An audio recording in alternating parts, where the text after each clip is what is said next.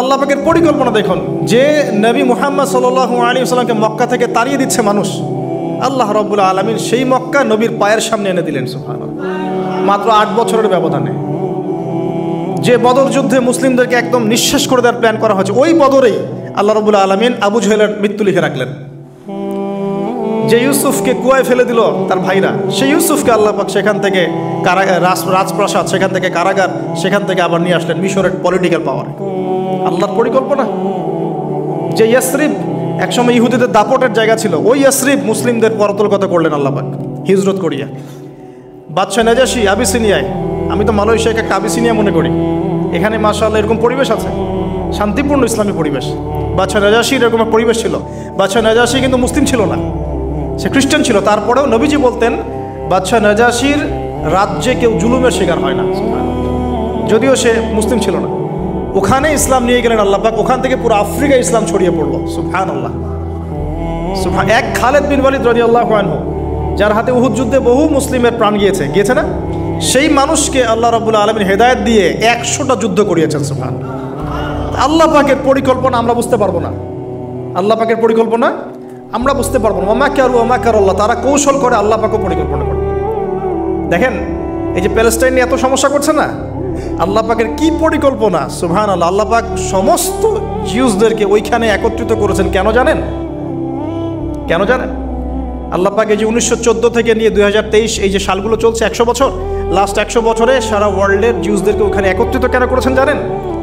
যেইভাবে আল্লাহ পাক ফেরাউনের দলবলকে লোহিত সাগরে ডুবিয়ে দিয়েছেন, ওইভাবে আল্লাহ পাক প্যালেস্টাইনিদের সবাইকে ডুবাবে ইনশাআল্লাহ। এটাও আল্লাহ পাকের একটা বড় পরিকল্পনা। এটা ওরা বুঝতে পারছে না, কিন্তু সময় সাক্ষী দেবে ইনশাআল্লাহ। দেখে নিন, আমরা 100% হলফ করে বলতে পারি এটা হবেই ইনশাআল্লাহ। এই কারণেই লাস্ট এই যে অটোম্যানদের ডিফিটের পর থেকে নিয়ে 1970 থেকে নিয়ে যে first world war, second world war করতে করতে সব জায়গা থেকে জিউসরাকে একত্রিত করেছে এখানে, বিকজ অফ লাস্ট একটা সর্বশেষ একটা ম্যাসাকার আল্লাহ পাক করবেন এদেরকে ইনশাআল্লাহ। কার হাতে? ঈসা আলাইহিস সালামের হাতে। আমাদের উম্মতের মধ্যে কে নেতৃত্ব দিবেন? ইমামুল মাহদি, যার নাম হবেন মুহাম্মদ। তার নাম কি? মুহাম্মদ। তার বাবার নাম আব্দুল্লাহ, তার মায়ের নাম হবে আমিনা। এটাও ক্লোজিং টাইম। এখন আসুন, আল্লাহ পাকের কি পরিকল্পনা! যৌবনকালটা আল্লাহ পাক মুসা আলাইহিস সালামকে ফেরাউনের ঘরেই কাটালেন, এবং আল্লাহ পাক মুসা আলাইহিস সালামকে দুটো গুণাবলী দিয়ে বড় করলেন। দুটো গুণাবলী মনে রাখবেন। এক হচ্ছে কওয়ী, তিনি শক্তিশালী ছিলেন, ফিজিক্যালি অনেক শক্তিশালী ছিলেন। আমিন মানে বিশ্বস্ত ছিলেন, কওয়িউল আমিন। মনে থাকবে ইনশাআল্লাহ। আমরাও আল্লাহর কাছে দোয়া করি, আল্লাহ আমাদেরকে কওয়ী বানিয়ে দিন এবং আমিন বানিয়ে দিন, আমিন। এবার যৌবনে উপনীত হয়েছেন, টকবকা রক্ত, বাইরে বের হয়েছেন। বাইরে বের হয়ে দেখছেন যে দুজন ব্যক্তি লড়াই করছে, রজুলান, দুজন ব্যক্তি মারামারি করছে। একজন মিন শিয়াতি, তার বনু ইসরাইল কওমের মধ্যে, আরেকজন হচ্ছে আদুই, তার শত্রুর মধ্যে। তো মুসা আলাইহিস সালাম গিয়ে সাহায্য করতে চাইলেন তার কম। আমরা বলি না দেশি ভাই সাপোর্ট দিই, তাই না? আচ্ছা, তো মুসা আলাইহিস সালাম গিয়ে সাপোর্ট দিতে গিয়ে শুনেন, ফাওয়াকাযাহু মুসা ফাকাদা আলাইহি, মুসা আলাইহিস সালাম মাত্র একটা ঘুষি দিয়েছেন, এক ঘুষিতেই ওই ব্যক্তি ডেড, স্পট ডেড। এই যে আমি গত একটা লেকচারে বলেছিলাম, চাইনিজ কন্টিনেন্টে যে মার্শাল আর্টসগুলো গড়ে উঠেছে, এই কোরআন থেকে গড়ে উঠেছে। তার আগে ওদের সভ্যতা ছিল, সংস্কৃতি ছিল, ঠিক আছে। এক ঘুষিতে মানুষ মারা যায়, এটা কোরআন বলেছে। এক ঘুষিতে মানুষ মারা যায়, এটা কোরআন বলেছে। ওরা এখন রিসার্চ করে বের করে যে 6টা-7টা স্পট আছে মানুষের দেহে, এক ঘুষিতে মানুষ মারা যেতে পারে। কোরআনকে আমরা মূল্যায়ন করি না, কিন্তু কোরআনকে সারা দুনিয়ার অমুসলিমরা মূল্যায়ন করে ওদের স্বার্থে তারা আমাদের কোরআনকে মূল্যায়ন করে, আমাদের হাদিসকে মূল্যায়ন করে। আমরা করতে চাই না, আল্লাহ মাফ করুক আমাদেরকে। আমরা কোরআন পড়তে চাই না, গবেষণা করতে চাই না, অর্থ বুঝতে চাই না, একটু আরবি ভাষা শিখতে চাই না, কোরআনের বালাগাত ডেইলি একটু তেলাওয়াত করবো এক পারা, সেটা করতে চাই না। আল্লাহ পাক আমাদেরকে মাফ করুক এবং কোরআনওয়ালা বানিয়ে দিন, আমিন। কথাগুলো বলার উদ্দেশ্য আপনাদেরকে আঘাত করা নয়, আমি জাস্ট আপনাদের কলবে একটু ধাক্কা দেওয়ার চেষ্টা করছি, যাতে করে আপনারা সবাই কোরআন তেলাওয়াত করেন ডেইলি এক পারা করে। আল্লাহ কবুল করুন। এবার আসুন, দেখুন এবার কি হলো। এটা ইন্টেনশনালি ছিল না, আনইনটেনশনালি মুসা আলাইহিস সালাম এখন কিন্তু মানে হত্যার অপরাধী হয়ে গেছেন, তাই না? ফেরাউন তাকে ধরার জন্য বের হয়েছে দলবল নিয়ে, ওকে ধরতে হবে, এবার অ্যারেস্ট করতে হবে। তো একজন এসে পরামর্শ দিল যে তুমি এখান থেকে চলে যাও, তুমি এই মিশর থেকে চলে যাও, বের হয়ে যাও, না হলে ফেরাউনের বাহিনী তোমাকে পেলে ধরে ফেলবে। এবার মুসা আলাইহিস সালাম চলে গেলেন কোথায়? মাদিয়ান। কোথায় বলেন? অনেক দূরে মাদিয়ান। মাদিয়ানে গিয়ে তার না আছে কোনো শেল্টার, না গার্ডিয়ান, না কোনো খাবার, না পানি, কিছুই নাই। ঠিক নবী সাল্লাল্লাহু আলাইহি ওয়াসাল্লামের সাহাবীরা হিজরত করেছেন আবিসিনিয়ায়, নবীজি হিজরত করেছেন একবার তায়েফে, ওখানে মার খেয়ে চলে আসতে হয়েছে না, মনে আছে? তায়েফের 3টা গোত্র ছিল, আব্দে ইয়ালাইল, আব্দে মাসউদ, হাবিব বিন আমর, এই 3 গোত্রের নেতা ছিল। এরা নবী সাল্লাল্লাহু আলাইহি ওয়াসাল্লামকে ছোট ছোট বাচ্চাদেরকে দিয়ে পিটিয়েছিল, নাউজুবিল্লাহ। তারপরে নবীজি বদদোয়া করেন নাই, ওখান থেকে চলে আসছেন মক্কায়। আমি গুছিয়ে বলছি শর্ট করে। তো এভাবে মুসা আলাইহিস সালামকেও হিজরত করতে হয়েছে। দেখেন, আবার নবীজিকে হিজরত করতে হচ্ছে মদিনায়। তার মানে হিজরা বিষয়টা ইসলামের সাথে সম্পৃক্ত। পরিবেশ পরিস্থিতি অনুকূলে না থাকলে, যেখানে ভালো পরিবেশ সেখানে গিয়ে মানুষ থাকতে হবে। আলহামদুলিল্লাহ, এখানে ভালো পরিবেশ আছে, আপনারা ভালো পরিবেশ পেয়েছেন। কিন্তু যারা চ্যালেঞ্জ গ্রহণ করে সমাজের জাহেলিয়াতগুলোকে সরানোর চেষ্টা করবে, সংস্কারের চেষ্টা করবে, তারা আল্লাহর কাছে অনেক বেশি পছন্দের। তার মানে প্রথম ফাইট আমাদেরকে করতে হবে। করতে করতে গিয়ে এক পর্যায়ে যদি দেখি যে না, আর পারছি না, তখন কি? হিজরা। এটা মাথায় রাখতে হয়। এখন নবী সাল্লাল্লাহু আলাইহি ওয়াসাল্লামকেও করতে হচ্ছে। মুসা আলাইহিস সালাম চলে গেলেন মিশর থেকে কোথায়? মাদিয়ানে। তখন আরেকজন নবী ছিলেন, তার নাম কি? শুআয়ব। মাশাআল্লাহ, শুআয়ব আলাইহিস সালাম। শুআয়ব আলাইহিস সালাম সম্পর্কে আল্লাহ পাক বলেছেন তিনি অত্যন্ত চমৎকার বাগ্মী ছিলেন। মানে তিনি নবীদের মধ্যে অনেক সুন্দর করে কথা বলতে পারতেন। সুবহানাল্লাহ, সুবহানাল্লাহ। তো শুআয়ব আলাইহিস সালামের কওমের নাম কওমে মাদিয়ান। বলে রাখি, এই কওমে মাদিয়ানকে আল্লাহ রাব্বুল আলামিন ধ্বংস করেছেন সর্বপ্রথম ভূমিকম্প দিয়ে। কি দিয়ে? পৃথিবীতে সর্বপ্রথম যে জাতিকে ভূমিকম্প দিয়ে ধ্বংস করা হয়েছে তার নাম কওমে মাদিয়ান। কেন ধ্বংস করা হয়েছে? মাপে কম দিত। কি করতো? যেটা এখনকার ওয়ার্ল্ডের ইকোনমিক সুন্নাহ, নাউজুবিল্লাহ। মানুষকে ঠকানো এখনকার ওয়ার্ল্ডের ইকোনমিক সুন্নাহ। এবং এই মানুষকে ঠকানোর জন্য ইকোনমিক সেকশনে রিবা চালু করা হয়েছে। রিবা, সব জায়গায় রিবা, এভরি সিঙ্গল সেক্টর, যেটা under the foundation of World Bank আর IMF। রিবা আছে কি নাই? আর আমরা তো রিবাটাকে এখন মনেও করি না যে মায়ের সাথে জেনা করছি, মায়ের সাথে জেনা করছি। এটাই তো হাদিসের কথা। রিবার 70 শাখা আছে পাপের, 73 শাখা আছে পাপের, সর্বনিম্ন শাখা মায়ের সাথে জেনা করা না। তো এটা ইকোনমিক সুন্নাহ হয়ে গেছে না এখন, মানুষকে ঠকানো, মাপে কম দেওয়া, রিবা। আর আমরা তো মাশাআল্লাহ ঘুষ ছাড়া কিছু হয় না, দুর্নীতি ছাড়া হয় না, টেবিল পাসই হচ্ছে না। আল্লাহ মাফ করুক আমাদেরকে। তবে এগুলা আমাদের ইবাদতকে নষ্ট করে ফেলছে। কারণ হারাম রিজিক থাকলে ইবাদত, দোয়া কবুল হয়। আল্লাহ পাক আমাদেরকে হালাল খাওয়ার তৌফিক দান করুন। এখন প্রিয় ভাইরা, ওখানে গিয়ে কিচ্ছু নাই, নিঃস্ব অবস্থায় কি দোয়া করতে পারেন একজন মানুষ? এই দোয়াটা শিখে নেন, ইনশাআল্লাহ আপনার জীবনের সমস্ত সংকট কেটে যাবে ইনশাআল্লাহ। আমি নিজেও ওই দোয়াটা বেশি বেশি করার চেষ্টা করি। দোয়াটা হচ্ছে, মুসা আলাইহিস সালাম একটা গাছের নিচে হেলান দিয়ে বসলেন, বসে দেখলেন দুইজন মেয়ে দাঁড়িয়ে আছে দূরে, পানি নিতে পারছে না। লোকজন পানি নিয়ে যাচ্ছে, ওরা দাঁড়িয়ে আছে বেচারি। মুসা আলাইহিস সালাম গিয়ে বললেন, কি সমস্যা আপনাদের? এটা নিয়ে আপনারা আবার মেয়েদের সাথে কথা বলার চেষ্টা করেন না, ঠিক আছে? তো মাহারাম গায়রা মাহারাম মেনে চলে। তারা বললেন যে আমাদের বাবা অনেক বৃদ্ধ মানুষ, আমরা পানি নিতে পারি না যতক্ষণ না আমাদের কম পানি নিয়ে চলে যায়। মুসা আলাইহিস সালাম তো একটু বললাম না, ফিজিক্যালি খুব স্ট্রং ছিলেন। থাকে না বডি বিল্ডার, সামনে গিয়ে কথা বলে সরব, পানি নিতে দাও, তখন মানুষ একটু মূল্যায়ন করে না। তো মুসা আলাইহিস সালাম এভাবে পানি নিয়ে দিলেন এবং বাছুরদেরকে পানি পান করালেন, করিয়ে গাছের নিচে এসে বসে আছেন। বসে বসে তিনি দোয়া করছেন। এই যে দোয়াটা তিনি দোয়া করছেন, রব্বি, একটা নেক কাজ করলেন, নেক কাজ করলেন না, মানুষের উপকার করলেন, নেক কাজ করে এসে গাছের নিচে বসে দোয়া করছেন, আল্লাহ এখানে তো আমার খাবার, পানি, বাসস্থান কিছুই নাই, আমি কি করব? রব্বি ইন্নি লিমা আনজালতা ইলাইয়া মিন খায়রিন ফকির। রব্বি ইন্নি লিমা আনজালতা ইলাইয়া মিন খায়রিন ফকির। আবার বলেন, রব্বি ইন্নি লিমা আনজালতা ইলাইয়া মিন খায়রিন ফকির। অর্থ হচ্ছে, হে আল্লাহ, তুমি তোমার পক্ষ থেকে আমার উপরে যে নেয়ামতগুলো দিবে, আমি এর জন্য ফকির হয়ে বসে আছি। আল্লাহ, অর্থ বুঝে পড়বেন ভাই। নামাজ, রোজা, হজ, যাকাত যাই করেন আল্লাহর ওয়াস্তে অর্থ বুঝে পড়বেন। অর্থ বুঝে পড়লে আপনার ইবাদতের স্বাদ পাবেন, তৃপ্তি পাবেন, আল্লাহর সাথে কানেকশন হবে, আল্লাহর নূর পাবেন, মারেফত পাবেন, সত্য স্বপ্নও দেখবেন তখন ইনশাআল্লাহ। তখন শুয়ে শুয়ে সত্য স্বপ্ন দেখবেন ইনশাআল্লাহ। আল্লাহ পাক তৌফিক দান করবেন। এবার আল্লাহ পাকের সাহায্য নেমে আসলো। ওই দুই মেয়ের মধ্যে একজন হেঁটে হেঁটে চলে আসে। এবার এই মেয়ের হাঁটা সম্পর্কেও কোরআন কথা বলেছে, সুবহানাল্লাহ। এই মেয়ে কিভাবে হেঁটে এসেছে এই হাঁটার বর্ণনাও কোরআন দিয়েছে। কোরআন বলেছে এই মেয়ে হেঁটে আসছে লাজুক পায়ে, এখন আপনি এই পুরো ওয়ার্ল্ডের মেয়েদের হাঁটা দেখেন, লজ্জা আছে? তাহলে মেয়েদের সাথে লজ্জার একটা গভীর সম্পর্ক আছে। এই মেয়ের প্রশংসা আল্লাহ পাক কোরআনে করলেন, লাজুক পায়ে লাজুক ভঙ্গিতে অবনত নয়নে সে হেঁটে আসলো। এখন আপনি খেলে যান, গো টু খেল, আপনাদের টুইন টাওয়ারে যান, দেখেন সবার হাঁটা চলা দেখেন। হায়া লজ্জার কোনো বালাই আছে এখানে? আমি গত লেকচারে বলেছিলাম যে আদম আলাইহিস সালাম এবং হাওয়া আলাইহিস সালাম, ইবলিস তাদের সাথে প্রথম যে আচরণ করেছে ওই ফল খাওয়ানোর পরে, সেটা কি? তাদের গা থেকে পোশাক খুলে পড়ে গেছে। মানে নগ্ন করে দিয়েছে আমাদের পিতামাতাকে, মহাবিশ্ব নগ্ন করে দিয়েছে কে? ইবলিস। তো এখন এই পৃথিবীতে আমরা যারা নগ্নতার চর্চা করছি, তার কার এজেন্ট আমরা বুঝতে বাকি আছে? আমার কথা কি বুঝতে পারছেন কি না? এই কানেকশন মেলানোর চেষ্টা করেন, ডটসগুলো মেলানোর চেষ্টা করেন। সামনে যাই প্রিয় ভাই, এই মেয়ে এসে বলছে আমার বাবা আপনাকে ডাকেন, আমার বাবা আপনাকে ডাকছেন। তিনি গেলেন, বাবা শুআয়ব আলাইহিস সালাম। তখন এক বোন ইনডাইরেক্টলি বাবাকে বোঝাচ্ছে যে বিয়ে শাদী দিলে ভালো হয়।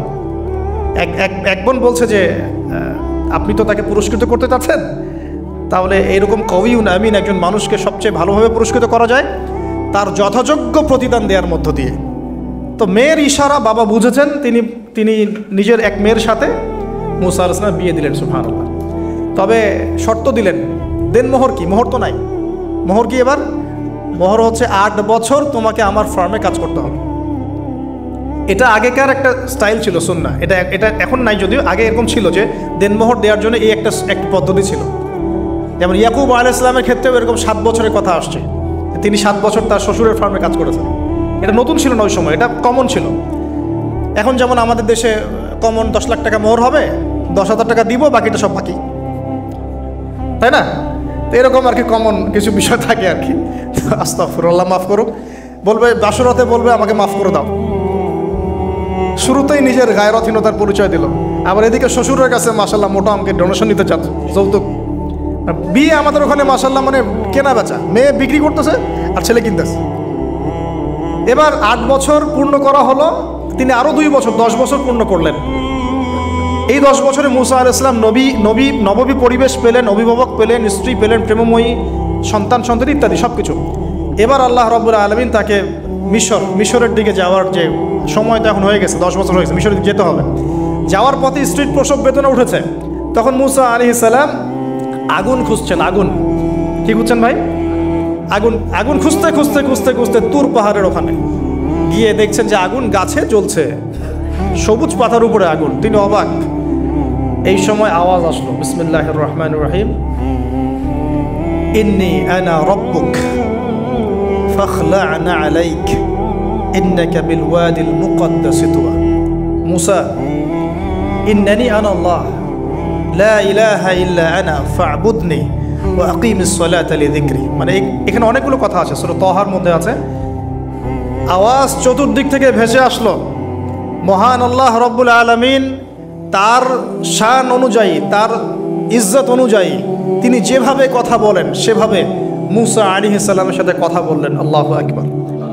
বললেন, ইয়া মুসা, হে মুসা, ইন্নানি আনা আল্লাহ, নিশ্চয়ই আমি আল্লাহ, লা ইলাহা ইল্লা আনা, আমি ছাড়া কোনো ইলাহ নাই, ফা'বুদনি, তুমি আমার ইবাদত করো, ওয়া আকিমিস সালাতা লিযিকরি, আমার ইবাদতের জন্য সালাত কায়েম করো, আমার জিকিরের জন্য সালাত কায়েম করো, আমার স্মরণের জন্য সালাত কায়েম করো। ফাখলা'না আলাইক, তোমার জুতা খুলে ফেলো, ইন্নাকা বিল ওয়াদিল মুকদ্দাস তুয়া, তুমি তুয়া উপত্যকায় আছো, পবিত্র তুয়া উপত্যকায় আছো। আদব শেখানো হলো। এভাবে অনেক কথোপকথন হলো। নবী মুসা আলাইহিস সালাম ভয় পেয়ে গেলেন এবং আল্লাহ পাক আরও কথা বললেন, ওয়ামা তিলকা বিয়ামিনিকা ইয়া মুসা, তোমার ডান হাতে এটা কি? মুসা আলাইহিস সালাম বলছেন, ক্বালা হিয়া আসায়া আতাওয়াক্কাউ আলাইহা ওয়া আহুশু বিহা আলা গনামি ওয়া লিয়া ফিহা মাআরিব উখরা, এটা তো আমার লাঠি, এটা দিয়ে আমি ডালপালা পারি, আমার যে গবাদি পশু চড়াই। আল্লাহ পাক বলছেন যে ছুঁড়ে মারো, আলকিহা ইয়া মুসা, এটা ছুঁড়ে মারো। ফালকাহা, তিনি ছুঁড়ে মারলেন, ফাইদা হিয়া হাইয়াতুন তাসা, এবং এটা ছোটাছুটি শুরু করলো, বড় একটা সাপ হয়ে গেল। সুবহানাল্লাহ। এগুলো কোনো গাল গল্প নয়, এগুলো আল্লাহ রাব্বুল আলামিনের মুআজিজা, মুআজিজাতুল কুবরা, এটা বড় মুআজিজা। তিনি পিছনের দিকে দৌড়ানো শুরু করলেন সাপ দেখে, খাইফা ইয়াতারাক্কাব, মানে ভয়ে দৌড়ানো শুরু করলেন। আল্লাহ পাক বলছেন, লা ইয়াখাফু লাদাইনাল মুরসালিন, আমার কাছে রসুলগণ ভয় পায় না, তুমি ভয় পেও না। তুমি ওটাকে ধরো পিছন থেকে, সেটা আবার লাঠি হয়ে যাবে। পিছন থেকে হাত দেওয়া হলো, লাঠি হয়ে গেল। সুবহানাল্লাহ। এবার বলছে যে তুমি তোমার বগলের নিচে হাত ঢুকাও। মুসা আলাইহিস সালাম বগলে হাত ঢুকালেন, বের করলেন, হাত থেকে টর্চ লাইটের মতো আলো বের হওয়া শুরু। এটা দ্বিতীয় নিদর্শন। কেন দেয়া হলো নিদর্শন? এবার আল্লাহ পাক তার দায়িত্বটাকে বলছেন, তোমাকে নিদর্শনগুলো কেন দিলাম, তোমাকে মনোনীত কেন করলাম, কেন তোমাকে মনোনীত করলাম মুসা, তোমার কাজটা কি? তোমার কাজ এখন এইটা, ইযহাব ইলা ফিরআউনা ইন্নাহু তাগা, তুমি ফিরআউনের কাছে যাও। ফিরআউন সীমা লঙ্ঘন করেছে, মনে আছে ফিরআউনের কথা? সীমা লঙ্ঘন করেছে। তখন মুসা আলাইহিস সালাম তার অপারগতা প্রকাশ করছেন এভাবে, তিনি বলছেন, আল্লাহ আমার তো জিহ্বায় জড়তা আছে, আর আমি তো ওখানে এক ব্যক্তি, আমার খুনের অভিযোগ আমার কাঁধে, আমি এখন কিভাবে কি করব আল্লাহ? তখন আল্লাহ রাব্বুল আলামিন বলছেন এই দোয়াটা করো। কোন দোয়া? মুসা আলাইহিস সালাম করলেন, রব্বি ইশরাহ লি সাদরি, হে আল্লাহ আমার বক্ষ প্রশস্ত করো, ওয়াসসির লি আমরি, আমার কাজকে সহজ করে দাও, ওয়াহলিল উকদাতাম মিন লিসানি, আমার জিহ্বার সমস্ত জড়তা দূর করে দাও, ইয়াফকাহু কাওলি, যাতে মানুষ আমার কথা বুঝতে পারে। আর আমার সাথে আমার পরিবারের মধ্যে থেকে ওয়াজআলনি ওয়াজিরাম মিন আহলি, আমার পরিবারের মধ্যে একজন ওজির আমাকে দাও, সাথী। হারুন আখি, আমার ভাই হারুনকে দান করো। সুবহানাল্লাহ। হারুন আলাইহিস সালামকে নবুয়ত দেওয়া হলো, দুজনকে আল্লাহ পাক এখন বলছেন, ইযহাবা ইলা ফিরআউন, তোমরা দুজন এখন ফিরআউনের কাছে যাও। ফাইন্নাহু তাগা ফাকুলা লাহু কাওলান লাইয়িনা, তবে তাকে গিয়ে কর্কশ ভাষায় কথা বলবে না, নরম স্বরে কথা বলবে। দায়ীদের এখানে সুন্নাহ, দায়ীদের জন্য শিক্ষা আছে, দায়ী আলেম যারা মুবাল্লিগ তাদের শিক্ষা আছে। ফিরআউনের সামনে গিয়ে দাওয়াত দিলেও কিভাবে দিতে হবে? ফাকুলা লাহু কাওলান লাইয়িনা, নম্রভাবে কথা বলো।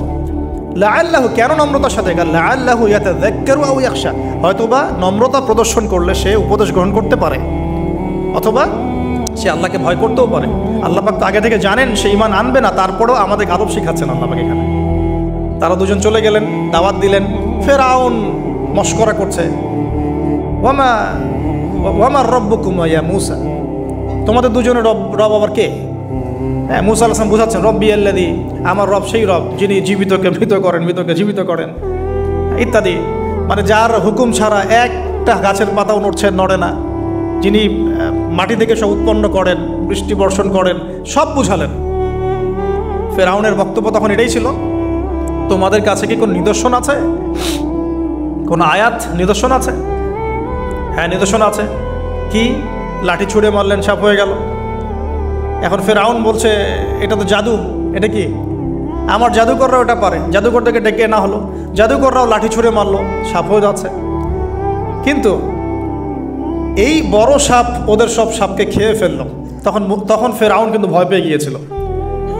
এরপরেও এই হাত বের করে আলোর এই নিদর্শন দেখানো হলো, তাওহীদের দাওয়াত দেওয়া হলো, ফিরআউনকে ভয় করতে বলা হলো, ফিরআউনকে সতর্ক করা হলো যে আমার রব, আপনার রব, সবার রব হচ্ছেন আল্লাহ। সব কিছু বোঝানো হলো, কিন্তু ফিরআউন এই কোনো কথাই গ্রহণ করলো না। এরপরে সে বনু ইসরাইলকে ডিভাইড অ্যান্ড রুল করলো। ডিভাইড অ্যান্ড রুল মানে ওদেরকে ভাগ করতো এবং রুল করতো, ঠিক যেটা এখনকার গ্লোবাল অ্যাফেয়ার্সে করা হচ্ছে। ডিভাইড অ্যান্ড রুল, আমাদেরকে তারা ভাগ করে দিয়েছে, আমাদের পুরো কমিউনিটি, গ্লোবাল মুসলিম কমিউনিটিকে তারা ভাগ করে দিয়েছে এবং রুল শাসন করছে। এবং কারো গায়ে আঘাত লাগলে আরেকজন গিয়ে সেই ব্যথা নিরসন করতে চায় না, বরং অপেক্ষা করে, আমার গায়ে তো আর আসে নাই, তার গায়ে আসছে। ঠিক আছে, ব্যাপারটা এটা শুধু গ্লোবাল অ্যাফেয়ার্স না, এটা সবখানে, একটা রাষ্ট্রের ভিতরেও ঢুকে গেছে। ওই ভাইকে বলছে বলুক, আমাকে তো আর কিছু বলে নাই, ওকে গায়েব করে ফেলুক, আমাকে তো আর কিছু করে নাই, ও ভিতরে গেছে, আমাকে তো কিছু বলে নাই। এই আচরণের কারণে আস্তে আস্তে আস্তে আস্তে মুসলিমদের শক্তি সব সংকুচিত হয়ে আসে। এটা নতুন কোনো বিষয় না, ফিরআউনের সুন্নত এটা, ডিভাইড অ্যান্ড রুল, যেটা ব্রিটিশরা করে গেছে সারা ওয়ার্ল্ডে। সুবহানাল্লাহ, দেখুন সব কিছু ওরা কোরআন থেকেই নিচ্ছে মনে হচ্ছে আমার কাছে।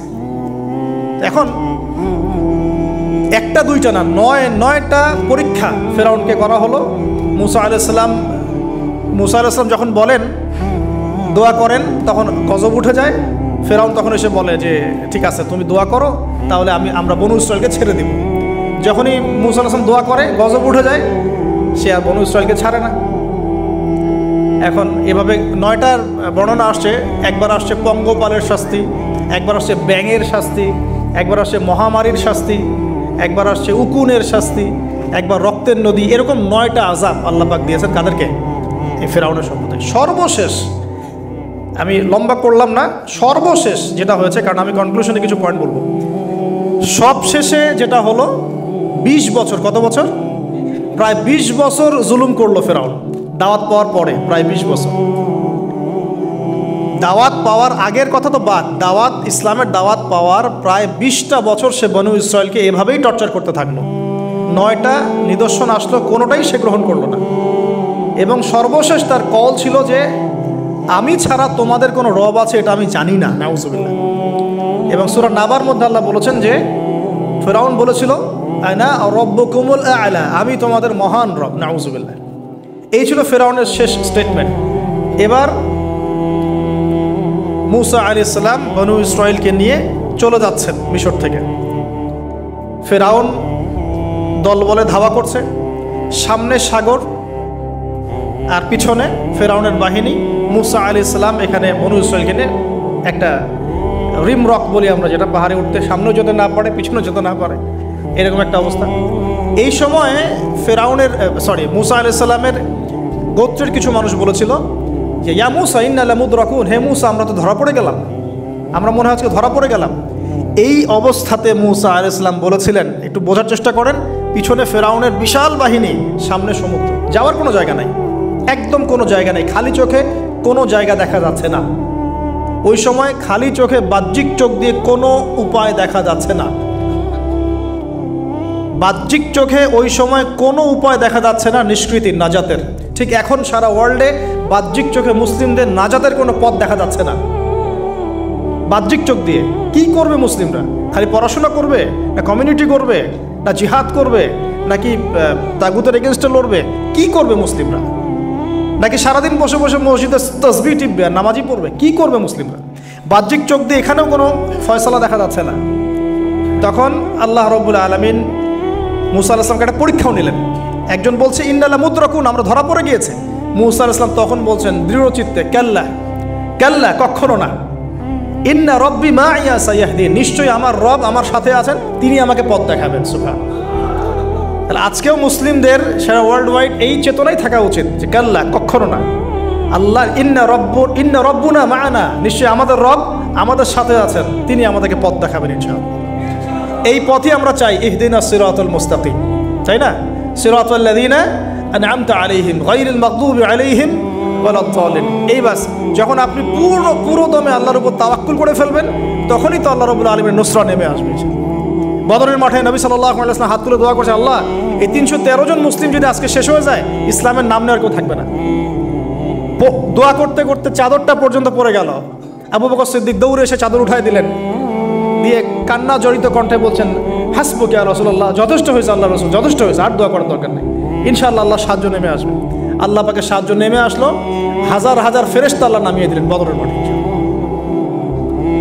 আপনি দেখুন যে সুবহানাল্লাহ, নবী সাল্লাল্লাহু আলাইহি ওয়াসাল্লাম হিজরত করছেন আবু বকর সিদ্দিককে সাথে নিয়ে, মনে আছে গারে সাওরের ঘটনা, সবাই ঘিরে ফেলেছে, এমনকি নিচ থেকে উপরে ওদের পা দেখা যাচ্ছে। আবু বকর সিদ্দিক বলছেন যে ইন্না মুদরাকুন, আমরা ধরা পড়ে গেলাম ইয়া রাসূলুল্লাহ। একই কথা কিন্তু নবী সাল্লাল্লাহু আলাইহি ওয়াসাল্লাম সেই একই কথাই বলছিলেন, লা তাহজান, তুমি দুশ্চিন্তা করো না, ইন্নাল্লাহা মা'ানা, আল্লাহ আমাদের সাথে আছেন, ইনশাআল্লাহ আল্লাহ আমাদের সাথে আছেন। তবে কাদের সাথে আল্লাহ থাকবেন? যারা নামাজ পড়ে না, যারা নামাজ পড়ে না, যারা তাওহীদ শিখে না, সুন্নতের উপর আমল করে না, যারা রিবা খোর, যারা মাদক দ্রব্য সেবন করে, জিনা করে, পর্নোগ্রাফি দেখে, যে বেপরদায় চলে, এদের সাথে আল্লাহ থাকবেন। আমরা যদি আমাদের অবস্থান উন্নত করতে না পারি, আমাদের দ্বারা উম্মার বিজয় হবে না, ফুল স্টপ। আমরা যদি আমাদের অবস্থান উন্নত করতে না পারি, মানে এই যুগের আবু বকর, ওমর, ওসমান, আলী হতে না পারি, আমাদের দ্বারা বিজয় হবে না। আপনি যত টাকা ঢালেন না কেন, যত বড় সংগঠন করেন না কেন, যত পলিটিক্যাল অ্যাফেয়ার্স ডিল করেন না কেন, যতক্ষণ এ যুগের আবু বকর, ওমর, ওসমান, আলী আমরা হতে না পারছি, আমাদের হাতে বিজয় আসবে না। প্রথম কাজটা এখানে ভাই, প্রিয় ভাইরা, রাগ করছেন নাকি কথায়? আমাদের প্রথম কাজটা এখানে, ফ্যান্টাসির কোনো মূল্য নেই এখন। Eyewash, show down, show off, fantasy, online, Facebook, কিচ্ছু নাই। বিশ্বাস করে গেলে কিচ্ছু হবে না এগুলো দিয়ে। কনস্ট্রাকটিভ কাজ না থাকলে, ইমান, আমল, তাওহীদ, সুন্নাহ, সেরকম জজবা, সেরকম ইউনিটি, আল্লাহর পথে মাল খরচের প্রেরণা, মুসলিমদেরকে সহযোগিতা করার বড় মানসিকতা, একটা ব্রড মাইন্ডেড চিন্তাভাবনা, এগুলো না থাকলে কখনো সম্ভব হবে না। এখানে সাহায্য নেমে আসছিল না? ওই গারে শহরে কি তারা ধরা পড়েছিলেন? লা তাহজান ইন্নাল্লাহা মা'ানা, ভয় পেও না, আল্লাহ আমাদের সাথে আছেন। আল্লাহ কি সাথে ছিলেন না? ঠিক একই কথা মুসা আলাইহিস সালাম বলছেন, কেল্লা, কখনো না, ইন্না রব্বি মা'ইয়া সাইয়াহদিন, আমার রব আমার সাথে আছেন, আমার রব আমার সাথে আছেন, তিনি আমাকে পথ দেখাবেন ইনশাআল্লাহ। বলার সাথে সাথে মনে আছে ওই যে নমরুদ যখন ইব্রাহিমকে ফেলে দিচ্ছে আগুনে, জিবরিল আমিন এসে বলছেন, হাজাতুকা ইনদি, আপনার কোনো প্রয়োজন আছে আমার কাছে? ইব্রাহিম আলাইহিস সালাম আগুনে পড়তে পড়তে বলছেন, হাসবি আল্লাহ ওয়া নি'মাল ওয়াকিল, আল্লাহ আমার জন্য যথেষ্ট, তিনিই আমার উত্তম অভিভাবক, দরকার নেই আমার। বলার সাথে সাথেই ইয়া নার কুনি বারদান ওয়া সালামান আলা ইব্রাহিম, হে আগুন ঠান্ডা হয়ে যাবে। আমার বান্দা আমাকে ডেকেছে, তার কোনো পথ নাই চোখের সামনে খোলা, এখন আমার বান্দা আমাকে ডেকেছে, আমার উপর ফরজিয়াত আমার বান্দাকে এখন সাহায্য করা, এটা আমার হক, আমার বান্দাকে সাহায্য করা।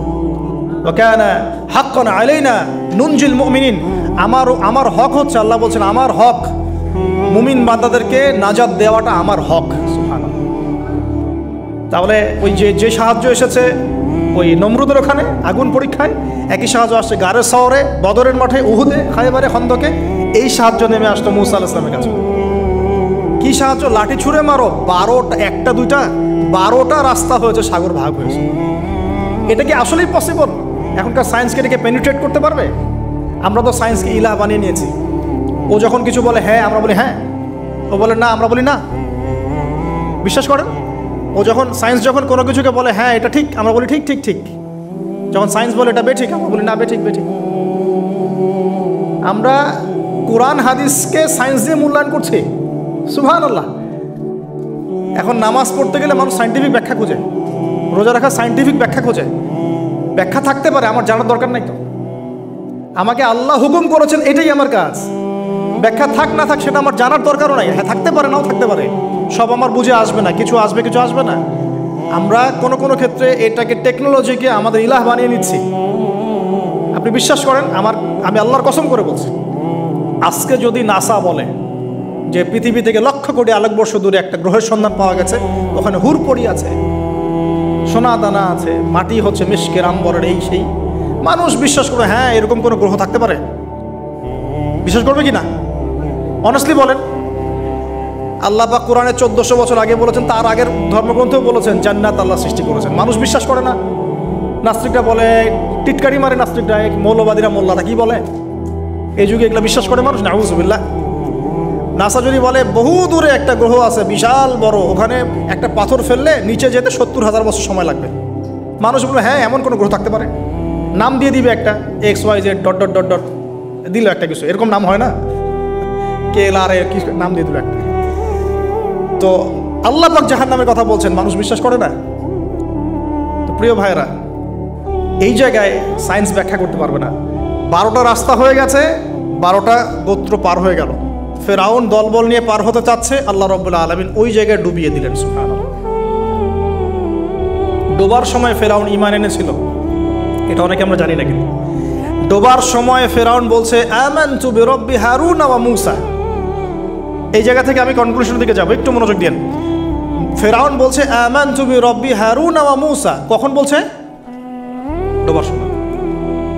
ওই সময়ে ফেরেশতারা তার মুখে কাদা নিক্ষেপ করছিলেন, এটা হাদিসে আসছে। কারণ কাফের, ফাসেক, জালেম, এরকম মুনাফিক, মৌতের সময় ফেরেশতারা মুখের উপরে প্রচণ্ড জোরে আঘাত করতে থাকে। আল্লাহ আমাদেরকে হেফাজত করুন। পিঠের পিছনে, চেহারায়, কপালে।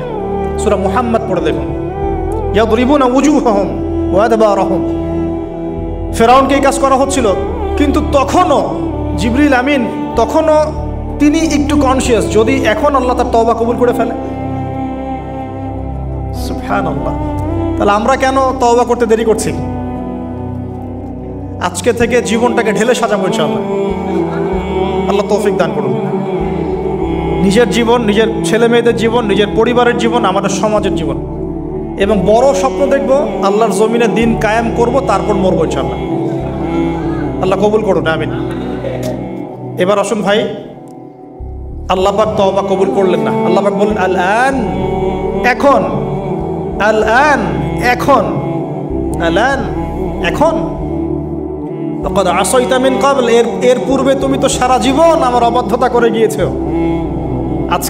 আজকে কি করব শোনো, আল ইয়াউমা নুনাজ্জিকা বিবাদানিক, আজকে তো আমি তোমাকে ক্ষমা করছি না, বরং আজকের থেকে আমি তোমার এই যে বডি, তোমার দেহ বাদান, এটাকে প্রিজার্ভ করব, সংরক্ষণ করব। কেন সংরক্ষণ করব? এই বডিটা কোথায় আছে ভাই এখন? ফ্রান্সে না মিশরে? আচ্ছা, এখন মিশরে না? আচ্ছা, আমি মাঝখানে শুনেছিলাম এটা রিসার্চের জন্য মনে হয় ফ্রান্সে নেওয়া হচ্ছে, মেবি। আমি ভাবছিলাম, পারিবারিক মিটিংয়ে বলছিলাম যে এই সভ্যতাটা একদিন ধ্বংস হয়ে যাবে, দেখে নিন। এই সিভিলাইজেশনটা একদিন ধ্বংস হয়ে যাবে, দেখে নিন। যারা ফেরাউনকে মানে রাষ্ট্রীয় মর্যাদা দেওয়ার চেষ্টা করতেছে, আস্তাগফিরুল্লাহ, আল্লাহ মাফ করুন।